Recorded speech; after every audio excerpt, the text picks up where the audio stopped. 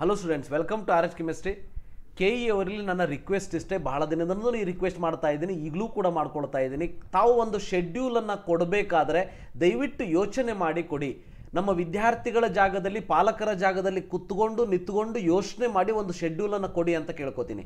ಯಾಕೆ ಅಂತಂದರೆ ವಿದ್ಯಾರ್ಥಿಗಳು ಮತ್ತು ಪಾಲಕರು ನಿಮಗೆ ಗೊತ್ತಿರಲಿ, ಯಾರು ಇವತ್ತು ಡಾಕ್ಯುಮೆಂಟ್ ಸಬ್ಮಿಷನ್ಗೆ KEAಗೆ ಹೋಗಿದ್ದಾರೆ, ಯಾರು MBBS ಗೌರ್ಮೆಂಟ್ ಇನ್ ಪ್ರೈವೇಟ್ ಮತ್ತು ಪ್ರೈವೇಟ್ ಇನ್ ಪ್ರೈವೇಟ್ ಸಿಕ್ಕಂಥ ವಿದ್ಯಾರ್ಥಿಗಳು ಇವತ್ತು ಬೆಳಗ್ಗೆ 10 ಗಂಟೆಗೆ ಅವರು KEAಗೆ ಹೋದರೆ ಸಂಜೆ 4:15 ಆದ ಮೇಲೆ KE ಒಳಗೆ ಬಿಟ್ಟಿದ್ದಾರೆ. ಯಾಕೆ ಅಂತಂದರೆ KE ಅವರು ನೀಡಿದ್ದಂತಹ ಒಂದು ತಲೆ ಬುಡ ಇಲ್ಲದಂಥ ಒಂದು ಶೆಡ್ಯೂಲ್. ಸೊ ಮೊದಲು ನಿಮಗೆಲ್ಲ ಗೊತ್ತೇ ಇತ್ತು, ಇವತ್ತಿನಿಂದ ಫೀಸ್ ಪೇಮೆಂಟ್ ಸ್ಟಾರ್ಟ್ ಆಗ್ತದೆ, ಇವತ್ತಿನಿಂದನೇ ಡಾಕ್ಯುಮೆಂಟನ್ನು ಸಬ್ಮಿಟ್ ಮಾಡೋದಕ್ಕೆ KE ಅವರು ಕರೆದಿದ್ರು. ಸೊ ಏನಾಗ್ಬಿಡ್ತು ಅಂತ ಅಂದರೆ, ಫೀಸ್ ಪೇಮೆಂಟ್ ಮಾಡಿದ ಮೇಲೆ ಇವತ್ತು 10 ಗಂಟೆ ಮೇಲೆ ಬ್ಯಾಂಕ್ ಓಪನ್ ಮಾಡಿದ ಮೇಲೆ ಫೀಸನ್ನು ಪೇಮೆಂಟ್ ಮಾಡಬೇಕಲ್ವಾ. ಫೀಸನ್ನು ಪೇಮೆಂಟ್ ಮಾಡಿದ ಮೇಲೆ 3:30-4 ಗಂಟೆಯ ತನಕ ಅದು ಅಪ್ಡೇಟೇ ಆಗಿಲ್ಲ KE ವೆಬ್ಸೈಟಲ್ಲಿ. ಸೊ KE ವೆಬ್ಸೈಟಲ್ಲಿ ಅಪ್ಡೇಟ್ ಆಗಿಲ್ಲ ಅಂತಂದರೆ ತಾವು ಒಳಗೆ ಬಿಡೋದಿಲ್ಲ, ಅಂದರೆ ಡಾಕ್ಯುಮೆಂಟ್ ಸಬ್ಮಿಷನ್ಗೆ ನಾವು ಅವಕಾಶ ಕೊಡೋದಿಲ್ಲ ಅಂಥೇಳಿ KE ಅವರು ಕೂತ್ಕೊಂಡಿದ್ರು. ವಿದ್ಯಾರ್ಥಿಗಳನ್ನೆಲ್ಲ ಒಳಗೆ ಹಾಕಿ ಪಾಲಕರನ್ನ ಹೊರಗೆ ಹಾಕಿ, ಕೆಲವು ವಿದ್ಯಾರ್ಥಿಗಳಿಗೆ ಬೆಳಗ್ಗೆ 11 ಗಂಟೆಗೆ ಒಳಗೋದ್ರೆ ಊಟ ತಿಂಡಿ ಇಲ್ಲದೇನೆ ಸಂಜೆ 4-4:15 ಎಲ್ಲವನ್ನು ಮುಗಿಸ್ಕೊಂಡು ಹೊರಗೆ ಬಂದಿದ್ದಾರೆ. ಸೊ KE ಅವರು ದಯವಿಟ್ಟು ಯೋಚನೆ ಮಾಡಬೇಕು, ಇದಕ್ಕೆ ನಮ್ಮ ವಿದ್ಯಾರ್ಥಿಗಳು ಅರ್ಹರ ಅಥವಾ ಅವರ ಪಾಲಕರು ಇಷ್ಟೆಲ್ಲ ತ್ರಾಸು ತಗೊಳ್ಳೋದಕ್ಕೆ ಏನು ಪಾಪ ಮಾಡಿ ಬಂದಿದ್ದಾರೆ? ಸೊ ಯಾಕೆ ಹೇಳ್ತಾ ಇದ್ದೀನಿ ಅಂತಂದರೆ, ಅವರು ಕೊಟ್ಟಿದ್ದಂಥ ಶೆಡ್ಯೂಲ್ನ ಸಲುವಾಗಿ. ಹೋಗಲಿ, ಅದೆಲ್ಲ ಆಯಿತು. ಸಂಜೆ ಶೆಡ್ಯೂಲನ್ನು ಎಕ್ಸ್ಟೆಂಡ್ ಮಾಡಿದ್ದಾರೆ. ಸೊ ಈಗ ಶೆಡ್ಯೂಲನ್ನು ಎಕ್ಸ್ಟೆಂಡ್ ಮಾಡಿದ್ದಾರೆ ನೋಡಿ. ಸೊ 27ನೇ ತಾರೀಕಿನವರೆಗೆ ಫೀಸನ್ನು ಪೇಮೆಂಟ್ ಮಾಡೋದಕ್ಕೆ ಅವಕಾಶವನ್ನು ಮಾಡಿಕೊಟ್ಟಿದ್ದಾರೆ. ಮೆಡಿಕಲ್, ಡೆಂಟಲ್, ಆಯುಷ್ದವರಿಗೆ ಒರಿಜಿನಲ್ ಡಾಕ್ಯುಮೆಂಟ್ಸನ್ನು ಸಬ್ಮಿಟ್ ಮಾಡೋದಕ್ಕೆ 10:30 ಅಂದರೆ 10:30 to 4 PM 27th ವರೆಗೆ ಟೈಮನ್ನು ಕೊಟ್ಟಿದ್ದಾರೆ. ನೀವು 27th ವರೆಗೇನೆ ಟೈಮನ್ನು ಕೊಡೋದಾಗಿದ್ದರೆ, ಸೊ ಮೊದಲು 24 ಮತ್ತು 25 ಅಂತ ಯಾಕೆ ಕೊಡಕ್ಕೆ ಹೋದ್ರಿ? ಸೊ ನಾನು ನಿನ್ನೆನೇ ಹೇಳಿದ್ದೆ 100% ಎಕ್ಸ್ಟೆಂಡ್ ಮಾಡ್ತಾರೆ ಅಂತೇಳಿ. ಬಟ್ ನಾನು ಕೇಳ್ಕೊಳ್ಳೋದಿಷ್ಟೇ, ಈ ಎಕ್ಸ್ಟೆಂಡೆಡ್ ಶೆಡ್ಯೂಲನ್ನು ಮೊದಲೇ ಕೊಟ್ಟರೆ ಎಷ್ಟೋ ಜನ ವಿದ್ಯಾರ್ಥಿಗಳಲ್ಲಿ ಮತ್ತು ಪಾಲಕರಲ್ಲಿ ಆ ಒಂದು ಮಾನಸಿಕ ತಳಮಳ ಕಡಿಮೆ ಆಗ್ತದೆ, ಎಷ್ಟೋ ಜನರಿಗೆ BP ಕಡಿಮೆ ಆಗ್ತದೆ. ಸೊ ಕೂಲಾಗಿರ್ತಾರೆ ನೋಡಿ. ಅಡ್ಮಿಷನ್ ಆರ್ಡರ್ ಡೌನ್ಲೋಡ್ ಮಾಡೋದಕ್ಕೆ 27ನೇ ತಾರೀಕಿನವರೆಗೆ ಟೈಮನ್ನು ಕೊಟ್ಟಿದ್ದಾರೆ. Last date for reporting the college 28ನೇ ತಾರೀಕು 5:30 ತನಕ ಟೈಮನ್ನು ಕೊಟ್ಟಿದ್ದಾರೆ. ನಾನು ಬೆಳಗ್ಗೆನೂ ಕೂಡ ಒಂದು ಎಕ್ಸಾಂಪಲ್ ಹೇಳಿದ್ದೆ. ಧಾರವಾಡದಲ್ಲಿ ಇರೋ ವಿದ್ಯಾರ್ಥಿಗೆ ರಾಯಚೂರಲ್ಲಿ ಕಾಲೇಜ್ ಸಿಕ್ಕಿದೆ. ಸೊ ಗೌರ್ಮೆಂಟ್ ಇನ್ ಪ್ರೈವೇಟ್ ಆಗಿರೋದ್ರಿಂದ KEAಗೆ ಹೋಗಿ ಡಾಕ್ಯುಮೆಂಟ್ ಸಬ್ಮಿಷನ್ ಇವತ್ತು ಹೋಗಬೇಕು, ಬಟ್ ಇವತ್ತು ಹೋಗೋದಿಲ್ಲ ಅವರು. ಯಾಕಂದರೆ ಚಲನ್ನೇ ಡೌನ್ಲೋಡ್ ಆಗ್ತಾ ಇಲ್ಲ. ಅಂದರೆ ನಿನ್ನೆ ತನಕ ಚಲನ್ ಡೌನ್ಲೋಡ್ ಮಾಡೋದು ಕೊಟ್ಟರು, ಫೀಸ್ ಪೇಮೆಂಟ್ ಮಾಡಿದರೆ ಅಪ್ಡೇಟ್ ಆಗಬೇಕಲ್ವ ಅದು.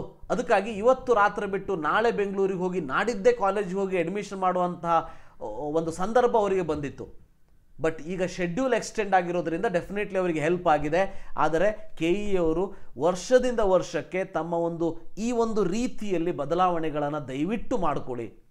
ಯಾಕಂತಂದರೆ ನಮ್ಮ ವಿದ್ಯಾರ್ಥಿಗಳು ಮತ್ತು ಪಾಲಕರು ಇಷ್ಟೆಲ್ಲ ಕಷ್ಟಪಟ್ಟು ಎಷ್ಟೋ ಜನ ವಿದ್ಯಾರ್ಥಿಗಳು ನಿನ್ನೆ ರಾತ್ರಿ ಬಸ್ ಹತ್ತು ಇವತ್ತು ಬೆಂಗಳೂರಿಗೆ ಬಂದಿದ್ದಾರೆ. 10 ಗಂಟೆಗೆ KE ಆಫೀಸಲ್ಲಿದ್ದಾರೆ. ಸಂಜೆ 4:15 ಗಂಟೆ ಆದರೂ KEಯಲ್ಲಿ ಕೆಲಸ ಮುಗಿದಿಲ್ಲ. ಸೊ ಈ ರೀತಿ ಆಗ್ತದೆ. ಸೊ ಒಟ್ಟಿನಲ್ಲಿ ಫೈನಲಿ ಈ ಶೆಡ್ಯೂಲನ್ನು ಎಕ್ಸ್ಟೆಂಡ್ ಮಾಡಿದ್ದಾರೆ, ಖುಷಿ ಪಡಬೇಕು. ಬಟ್ ಇದನ್ನು ಮೊದಲೇ ಕೊಟ್ಟಿದ್ರೆ ಬಹಳ ಜನ ವಿದ್ಯಾರ್ಥಿಗಳು ತ್ರಾಸ ಪಡ್ತಿರಲಿಲ್ಲ, ಖುಷಿಯಿಂದ ಇರ್ತಿದ್ರು, ಅವರ ಮಾನಸಿಕ ನೆಮ್ಮದಿ ಹಾಳಾಗ್ತಿರ್ಲಿಲ್ಲ ಅನ್ನೋದು ನನ್ನದೊಂದು ಅಭಿಪ್ರಾಯ. ಸೊ ಇದು ನೀಟಿಗೆ ಸಂಬಂಧಪಟ್ಟಾಗೆ 28ರವರೆಗೆ ಅವಕಾಶವನ್ನು ಕೊಟ್ಟಿದ್ದಾರೆ. ಇನ್ನು CETಗೆ ಸಂಬಂಧಪಟ್ಟಾಗೆ ಚಾಯ್ಸಸ್ಸನ್ನು ಎಕ್ಸಸೈಸ್ ಮಾಡೋದಕ್ಕೆ 26th ಅಂದರೆ 26ನೇ ತಾರೀಕು ರಾತ್ರಿ 11:59 ತನಕ ಟೈಮನ್ನು ಕೊಟ್ಟಿದ್ದಾರೆ. ಫೀಸನ್ನು ಪೇಮೆಂಟ್ ಮಾಡೋದಕ್ಕೆ 27ನೇ ತಾರೀಕಿನವರೆಗೆ ಟೈಮನ್ನು ಕೊಟ್ಟಿದ್ದಾರೆ. ಸೊ ಅಡ್ಮಿಷನ್ ಆರ್ಡರ್ ಡೌನ್ಲೋಡ್ ಮಾಡ್ಕೊಳ್ಳೋದಕ್ಕೆ 28ನೇ ತಾರೀಕು ಮತ್ತು ಅಡ್ಮಿಷನ್ ತಗೊಳ್ಳೋದಕ್ಕೆ 5:30ರವರೆಗೆ 28ನೇ ತಾರೀಕು ಟೈಮನ್ನು ಕೊಟ್ಟಿದ್ದಾರೆ. ಸೊ ಮೊನ್ನೆನೇ ಹೇಳಿದ್ದೆ ನಾನು, ಚಲನ್ ಡೌನ್ಲೋಡ್ ಮಾಡಿಕೊಂಡಾಗ 27ನೇ ತಾರೀಕು ಬರ್ತಾ ಇದೆ ಅಂಥೇಳಿ. ಅಂದರೆ ಚಲನ್ನಲ್ಲಿ 27 ಅಂತ ಮೆನ್ಷನ್ ಮಾಡಬೇಕಾದ್ರೆ ಆಲ್ರೆಡಿ ನಿಮಗೆ ಗೊತ್ತಿತ್ತು. ಹಾಗಾದರೆ 27ರವರೆಗೆ ನಾವು ಎಕ್ಸ್ಟೆಂಡ್ ಮಾಡ್ತೀವಿ ಅಂಥೇಳಿ. ಹಾಗಾಗಿದ್ರೆ ಮೊನ್ನೆನೇ ಈ ಎಕ್ಸ್ಟೆಂಡೆಡ್ ಶೆಡ್ಯೂಲ್ ಕೊಟ್ಬಿಡೋದಾಗಿತ್ತಲ್ವಾ. ಸೊ ಇರಲಿ, ಒಟ್ಟಿನಲ್ಲಿ ಧೀರಾಯ ದುರಸ್ತಾಯ ಅಂತೀವಲ್ಲ. ಸೊ ಕೊನೆಯದಾಗಿ ಕೊಟ್ಟಿದ್ದಾರೆ. ಯಾವ್ಯಾವ ವಿದ್ಯಾರ್ಥಿಗಳು ಇವತ್ತು ಹೋಗಿ ಡಾಕ್ಯುಮೆಂಟ್ ಸಬ್ಮಿಷನ್ ಮಾಡಿದಿರಿ, ನಾಳೆನೇ ನೀವು ಕಾಲೇಜಿಗೆ ಓಡಿ ಹೋಗುವಂಥ ಸಂದರ್ಭ ಇಲ್ಲ, ಆರಾಮ್ಸೆ ಹೋಗಿ. ಆದರೂ ಕೂಡ ನನ್ನ ರಿಕ್ವೆಸ್ಟ್ ಇಷ್ಟೇ, ನಾಳೆ ಅಥವಾ ನಾಡಿದ್ದು ಹೋದರೆ ನಿಮಗೆ ಮತ್ತೆ ಕಾಲೇಜಿನಲ್ಲಿ ಏನೇನು ಡಾಕ್ಯುಮೆಂಟ್ಸ್, ಸ್ವಲ್ಪ ಎಕ್ಸ್ಟ್ರಾ ಡಾಕ್ಯುಮೆಂಟ್ಸ್ ಬೇಕಾಗ್ತದೆ. ಸೊ ಏನೇನೋ ಕೇಳ್ತಾರೆ, ಅದನ್ನೆಲ್ಲ ಹೊಂದಿಸಿ ಅಡ್ಮಿಷನ್ನ ಕಂಪ್ಲೀಟ್ ಮಾಡ್ಕೊಂಡು ಬರೋದಕ್ಕೆ ಸಾಧ್ಯ ಆಗ್ತದೆ. ಸೊ ಇದು KE ಅವರ ಎಕ್ಸ್ಟೆಂಡೆಡ್ ಶೆಡ್ಯೂಲ್. ಬಟ್ ಡೆಫಿನೆಟ್ಲಿ ಬಹಳ ಜನ ವಿದ್ಯಾರ್ಥಿಗಳು ಮತ್ತು ಪಾಲಕರಿಗೆ ಇವತ್ತು ಪ್ರಾಬ್ಲಮ್ ಆಗಿದೆ. ಬೆಳಗ್ಗೆ ಫೀಸನ್ನು ಪೇ ಮಾಡಿದರೂ ಕೂಡ ಸಂಜೆ 6:30 7 ಗಂಟೆ ಆದರೂ ಕೂಡ ಅಡ್ಮಿಷನ್ ಆರ್ಡರ್ ಡೌನ್ಲೋಡ್ ಆಗಿಲ್ಲ, ಅಡ್ಮಿಷನ್ ಆರ್ಡರ್ ಬರ್ತಾ ಇಲ್ಲ. ಸೊ ಫೀಸ್ ಪೇಮೆಂಟ್ ಅಪ್ಡೇಟ್ ಆಗಿಲ್ಲ. ಸೊ KE ಅವರೇ ದಯವಿಟ್ಟು ನಿಮ್ಮ ಈ ಸಾಫ್ಟ್ವೇರನ್ನು ಇಂಪ್ರೂವ್ ಮಾಡ್ಕೊಳ್ಳಿ.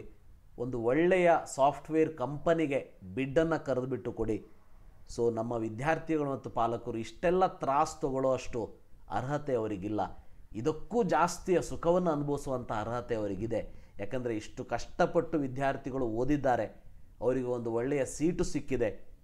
ಈ ವರ್ಷದ ಪರಿಸ್ಥಿತಿಯಲ್ಲಿ ಒಳ್ಳೆಯ ಸೀಟ್ ಸಿಗಲಿಲ್ಲ ಅಂತಂದರೂ ಅವರಿಗೆ ಅಟ್ಲೀಸ್ಟ್ ಒಂದು ಸೀಟ್ ಸಿಕ್ಕಿದೆ. ಆ ಸೀಟನ್ನು ಪಡ್ಕೊಳ್ಳೋ ತನಕ ಅವರ ಮಾನಸಿಕ ನೆಮ್ಮದಿಯನ್ನು ಹಾಳು ಮಾಡುವಂತಹ ಕೆಲಸ ಯಾರಿಂದನೂ ಆಗದೇ ಇರಲಿ.